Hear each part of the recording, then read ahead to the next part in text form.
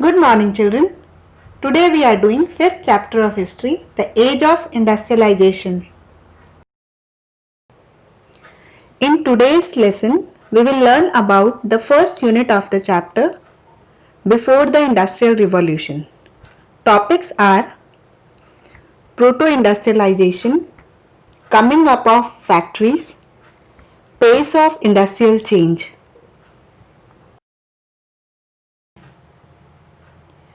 In 1900, a popular music publisher E.T. Paul produced a music book that had a picture on the cover page announcing the dawn of the century. As you can see from the illustration, at the center of the picture is a goddess-like figure, the angel of progress bearing the flag of a new century. She is gently perched on a wheel with wings symbolizing time. Her flight is taking her into the future. Floating about behind her are the signs of progress. Typewriter, telegraph key, electric streetcar, dynamo, engine, telephone, sewing machine, camera, printing press, locomotive, and horseless carriage type automobile. This glorification of machines and technology is even more marked in another picture which appeared on the page of a trade magazine over 100 years ago. It shows two magicians. The one at the top is Aladdin from the Orient, who built a beautiful palace with his magic lamp. The one at the bottom is the modern mechanic who with his modern tools weaves a new magic, build bridges, ships, towers, and high-rise buildings. Aladdin is shown as representing the East and the past. The mechanic stands for the West and the modernity. These images offer us a triumphant account on the modern world.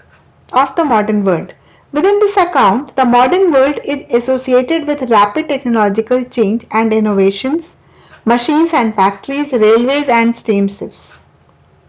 The history of industrialization thus becomes simply a story of development, and the modern age appears as a wonderful time of technological progress. The question arises, is industrialization always based on rapid technological development? What has industrialization mean to people's life? In this chapter, we will look at this history by focusing first on Britain. Britain, the first industrial nation, and then India. In the first unit, before the Industrial Revolution, and second unit, hand labor and steam power, we will study about Britain. In the next 3 units, we will try to learn about industrialization in India. India, not of today's, the colony of Britain.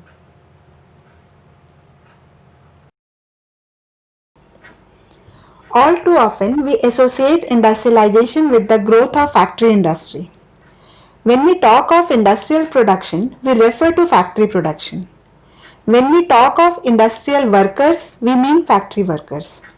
Histories of industrialization very often begin with the setting up of the first factories. There is problem with such ideas. Even before the factories began to dot the landscape in England and Europe, there was large-scale industrial production for an international market. This was not based on factories. Production was organized in cottage workshops, and the primary unit of production was the household. Many historians refer to this phase of industrialization as proto-industrialization.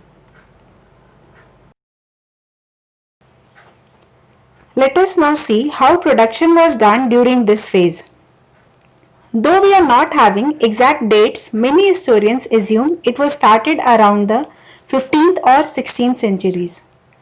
During this period, Europeans expanded their power worldwide.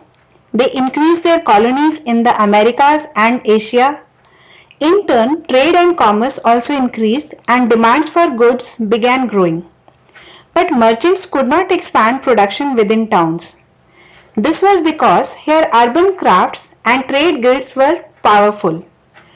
Trade guilds were associations of producers that trained craft people, maintained control over production, regulated competition and prices, and restricted the entry of new people into the trade. Rulers granted different guilds the monopoly right to produce and trade in specific products. It was therefore difficult for new merchants to set up business in towns, thus they turned to the countryside, supplying money to peasants and artisans, persuading them to produce for an international market. In the countryside, this was a time when open fields were disappearing and commons were being enclosed. Cottagers and poor peasants who had earlier depended on common lands for their survival, gathering their firewood, berries, vegetables, hay and straw, had to now look for alternative sources of income.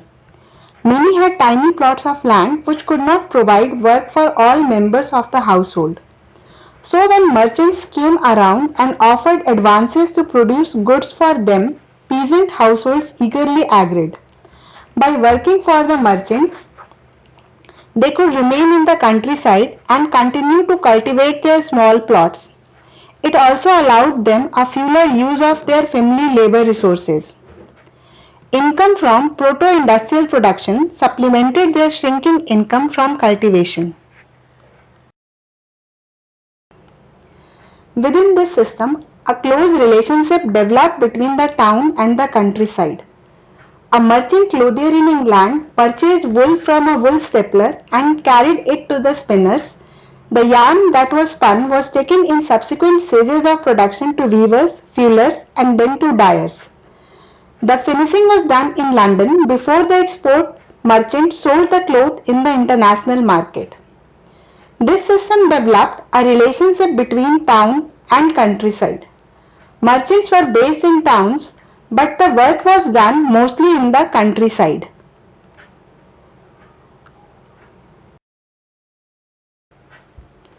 Proto-industrialization is the regional development alongside commercial agriculture of rural handicraft production for external market. Thus, it was a part of a network of commercial exchange.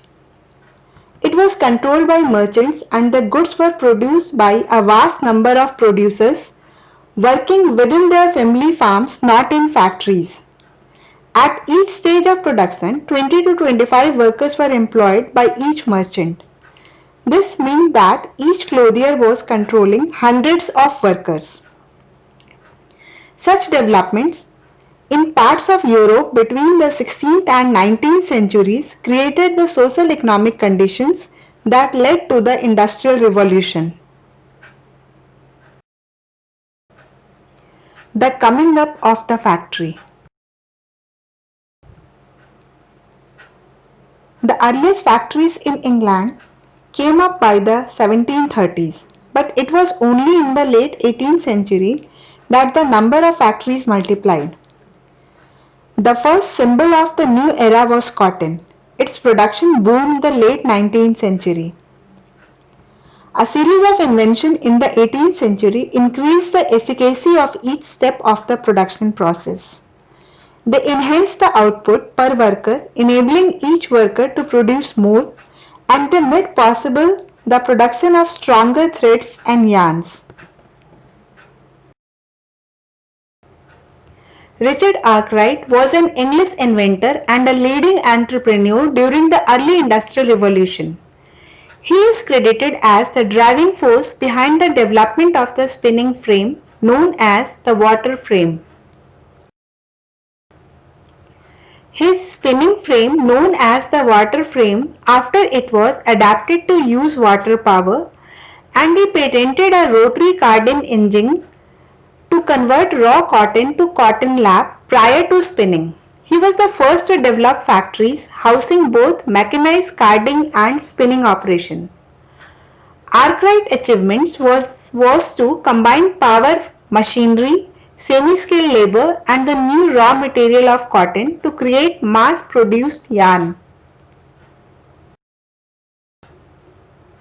His organizational skills earned him the accolade "Father of the Modern Industrial Factory System." notably through the methods developed in his mill at Cromford, Derbyshire, now preserved as part of the Derwent Valley Mills World Heritage Site.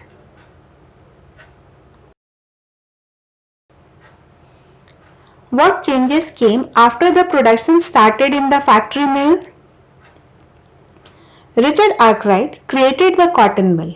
Till this time, cloth production was spread all over the countryside and carried out within village households. But now, the costly new machines could be purchased, set up and maintained in the mill. Within the mill, all the processes were brought together under one roof and management. This allowed a more careful supervision over the production process, a watch over quality, and the regulation of labor, all of which had been difficult to do when production was in the countryside. In the early 19th century, factories increasingly became an intimate part of the English landscape.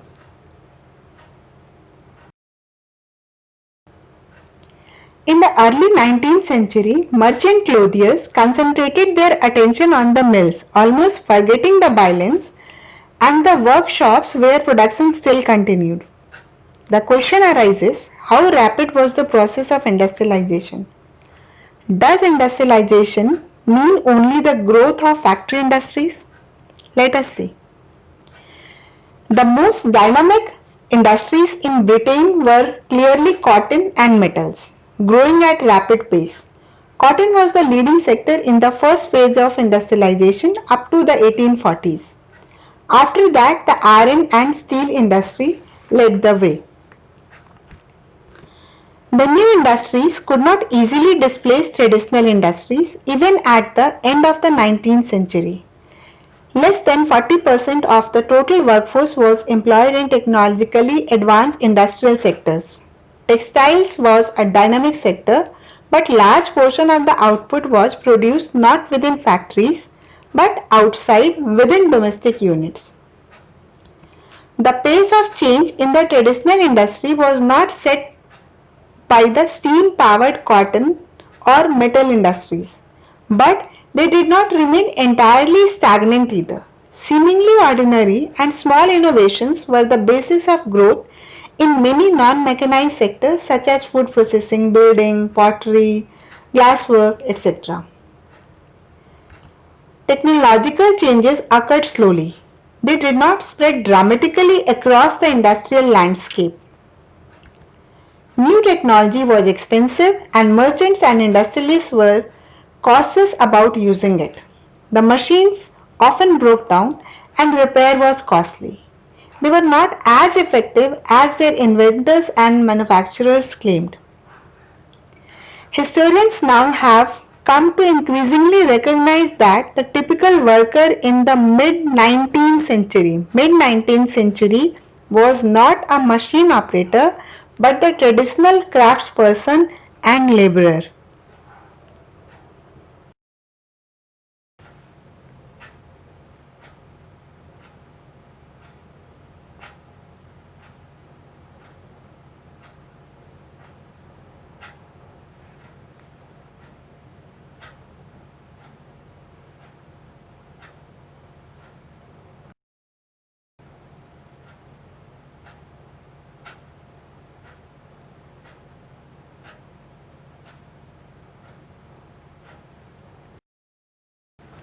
Thank you. Stay blessed and listen to your parents.